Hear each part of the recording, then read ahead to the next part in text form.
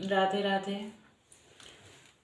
बहुत ही प्यारा एक भजन लेकर आई हूँ। श्रवण कुमार का भजन है, फिल्मी धुन पे है। आशा करती हूँ आप सबको भी पसंद आएगा। अगर पसंद आएगा तो कमेंट में बताइएगा। चलिए सुनते हैं। मेरा कसूर क्या है, कोई मुझे बताए। मेरा कसूर क्या है, कोई मुझे बताए। मेरा कसूर क्या है, मेरा कसूर क्या है, कोई मुझे बताए। पानी पिलाना चाहा लेकिन पिला न पाए। पानी पिलाना चाहा लेकिन पिला न पाए। मेरा कसूर क्या है, कोई मुझे बताए। जल्दी से आना बेटा, माँ ने यही कहा था। जल्दी से आना बेटा, माँ ने यही कहा था। छोटा है माँ का दामन, मरना यहाँ लिखा था। छोटा है माँ का दामन, मरना यहाँ लिखा था। माता पिता है प्यासे, माता पिता है प्यासे, अब पानी कौन पिलाए।